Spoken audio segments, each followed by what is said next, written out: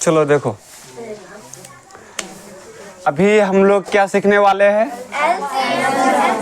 LCM और HCF सीखने वाले हैं। वो किस विधि के द्वारा? अभाज्य गुणनखंड विधि द्वारा। ठीक है, ऐसे तुम लोग तो एलसीएम और एचसीएफ जानता ही है, पर किस तरह से आज सीखेंगे? अभाज्य गुणनखंड विधि द्वारा। चलो क्वेश्चन हम बोर्ड में लिख रहे हैं। ठीक है, क्वेश्चन है अभाज्य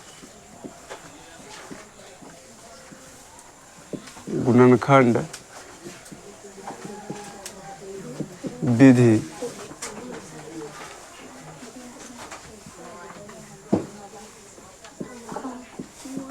विधि द्वारा कुछ संख्या को लेते हैं 8, 9 नहीं लेते हैं, 14, चलो 16 ही ले लेते हैं, कोई दिक्कत नहीं। इतना का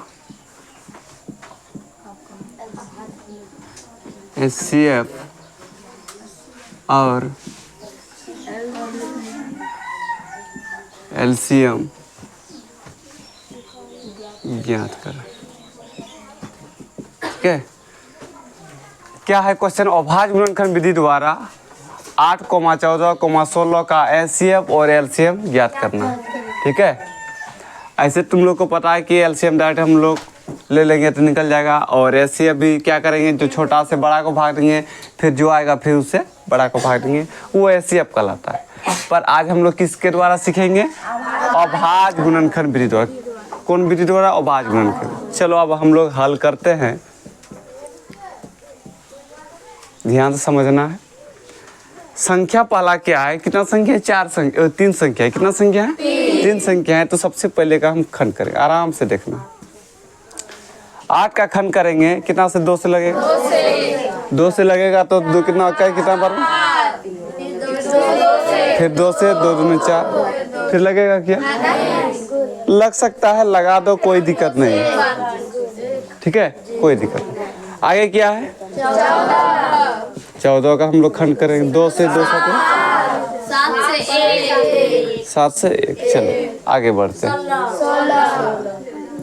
16 का अगर करेंगे, 2 8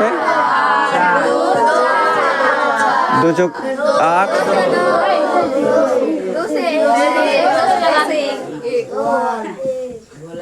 चलो यहाँ तक कोई दिक्कत नहीं है।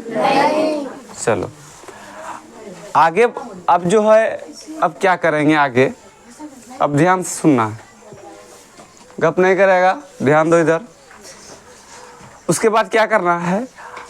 ये जो 8 है ना, अब 8 का हम देखेंगे कि खंड क्या क्या हुआ है, उस चीज़ को हम लोग लिख लेना। ठीक है, 8 का है खंड है 2 गुना 2 गुना 2 गुना 1। उसके बाद 14 का है क्या?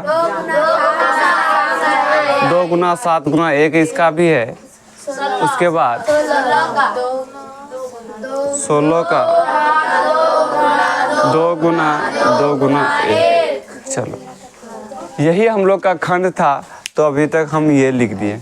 यहाँ तक किसी को दिक्कत है क्या? नहीं। दिक्कत होना भी नहीं चाहिए, क्योंकि अभी तक हम सिर्फ खंड किए हैं, उसके बाद क्या प्रोसेस है वो नहीं किए। ठीक है, चलो अब हम इस आगे प्रोसेस को हम लोग देखेंगे। पहला प्रोसेस क्या है? ध्यान रखेगा कि तीनों में अगर 3 संख्या दिया हुआ रहेगा तो तीनों में हम लोग को कॉमन लेना है, यानी तीनों में जो जो चीज़ संख्या मिलेगा वो चीज़ को हम बाहर निकाल लेंगे। क्या समझ में आ रहा है? चलो आ रहा है। सबसे पहले हम एचसीएफ को निकालते हैं। एचसीएफ को निकालेंगे, पहले समझना है, ठीक है, उसके बाद आराम से समझना। एचसीएफ निकालेंगे, सबसे पहले तीनों में हम संख्या कॉमन करते हैं। अगर 2 है, देख रहे हैं, इसमें भी 2 है, इसमें भी 2 है, तीनों में 2 2 मिल रहा है ना, तो हम एक बाहर निकाल देते हैं। चलो और कोई संख्या ऐसा है जो कि हम लोग का बाहर निकलने वाला नहीं है। एक है तो एक का तो कोई मतलब ही नहीं है। एक अगर लिख भी देंगे तो कोई है नहीं। उसके बाद कोई संख्या है नहीं है। तो अब ये गुना करेंगे तो कितना हो जाएगा? यानी हम लोग का एक एचसीएफ निकल गया। एचसीएफ तो सीख गया, अब एलसीएम को सीख। ये सिखा रहे हैं अभाज्य गुणनखंड विधि के द्वारा एलसीएम और एचसीएफ को निकालने का तरीका। ठीक है, ये जो है बेसिक है, इसमें काम आएगा सब में। ठीक है, इसलिए ध्यान रखना है, काफ़ी इम्पोर्टेंट है। ठीक है, मैट्रिक में जो हमेशा ये सब सवाल आता है। ये जो है 2 अंक में आएगा। ठीक है, 2 मार्क्स में आएगा, ये ध्यान रखेगा। हाँ, ये 2 नंबरिया में ही पूछा जाता है, 5 नंबरिया नहीं आता। ठीक है, ध्यान रखेगा, ये कन्फर्म में आएगा इस सबसे। तो अब जो है एलसीएम हम लोग कैसे निकलाएंगे, तो ध्यान रखना है सबसे पहले बात कि जो सब छूटा हुआ है ना, जो सब छूटा हुआ है संख्या, उसको हम लोग टोटल को लिख लेना है। एलसीएम का क्या बोले कि जो सब संख्या छूटा हुआ है उसको हम लोग लिख लेंगे। तो छूटा हुआ क्या है?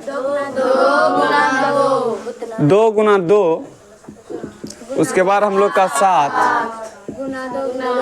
उसके बाद 3 को 2 बचा है।